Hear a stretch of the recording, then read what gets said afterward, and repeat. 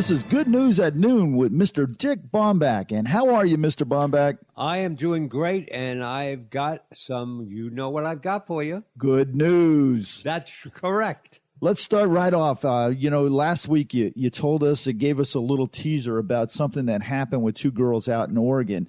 And to bring our listeners up to date, what you said was two Oregon girls lift a 3,000-pound tractor off of their dad.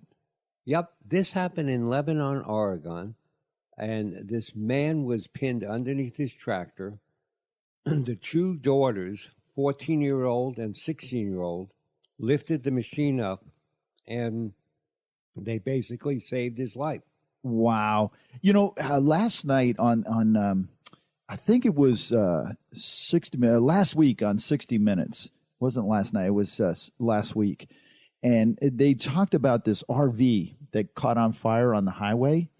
And this guy they call the RV doctor, who just happens to be in the area, comes by and he sees these people in the back of the window, in the back of the RV. It was the mom and the daughter.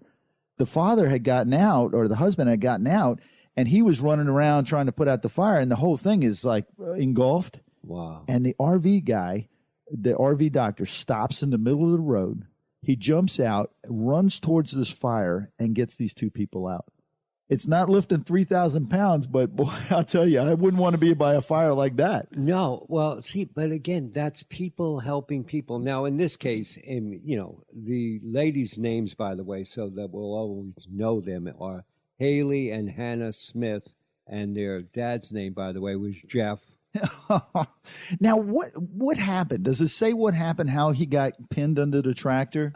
What happens if he was picking up a stump out of his backyard and it flipped over, and the stump literally overthrew the tractor, and it was a large one, and he got buried underneath it, and it the steering wheel pinned his chest to the floor or to the ground. Wow. Now, does it say how they were able to accomplish lifting this thing off their dad? Oh, only by, as you know, pure just focus and strength. Yeah, adrenaline. Adrenaline, exactly. Yeah, yep. The next one we have is it comes out of California, and it talks about a California kayaker saves family after SUV plunges into the river. Boy, if that's not a story of being at the right place at the right time.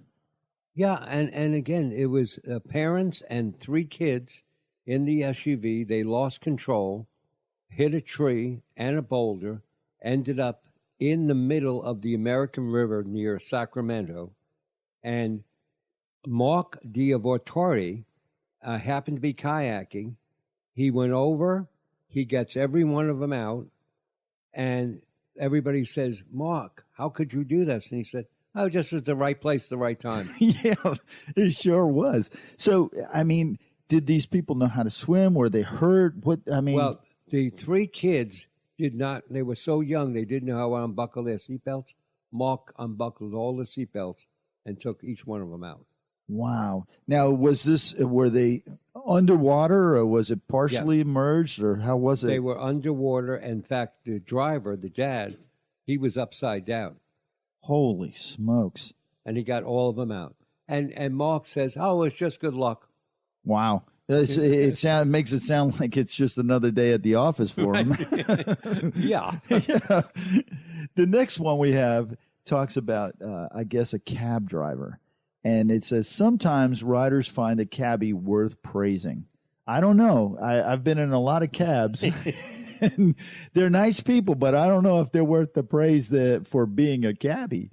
Well, this happened in New York, and Felton Brown called 311 to leave a compliment because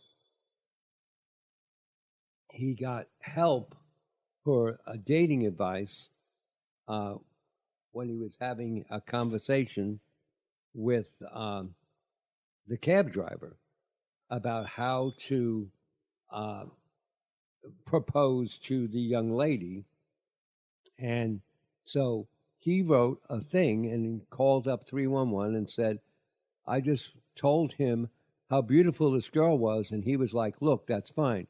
You got to really, if you really like her, go start talking to her and ask her, if she wants to go out." And this guy, because there have been so many negatives, he decided to leave a positive. Wow. Now, was the cabbie's name Abby? No. Dear Abby? Dear Abby the cabbie. They're not releasing the cab driver's name, probably because he was positive. Oh, my goodness. We have too much fun here. So the next one that you have is about a retired racehorses painting or paintings that sell for $500 a pop. Yes. Now, okay. By the way, for the second time of the race, Dick won a little money. Are you ready to know how much? $12.50 on the Preakness. Yippee! When I was a kid, my grandmother, back then you could bring kids in. I don't know if they still can, but she brought me there to the Preakness to see the Preakness race and numerous other races. And I'm telling you, if you've never been to one of those races live, you got to put it on your bucket list. It's just so. I mean, it's you don't realize it until they open those gates and the horses start running. How I mean, it gives me goosebumps when I think about it. Well, I was never a jockey, by the way. So what happened with this racehorse? The racehorse is Metro Meteor. It decided to go paint. The horse paints. Oh, man. When I read this, it sounded like, the paintings were being made of the retired horse. So this is the horse is doing the paintings. Right. The horse is doing the paintings. And so far has sold a lot of the paintings. And his owner is Ron. His artist that helps him is Ron Kajowski and his wife Wendy, and they pick out the paints for him and the colors, and then he sits around and with his head bobbing up and down makes the paintings.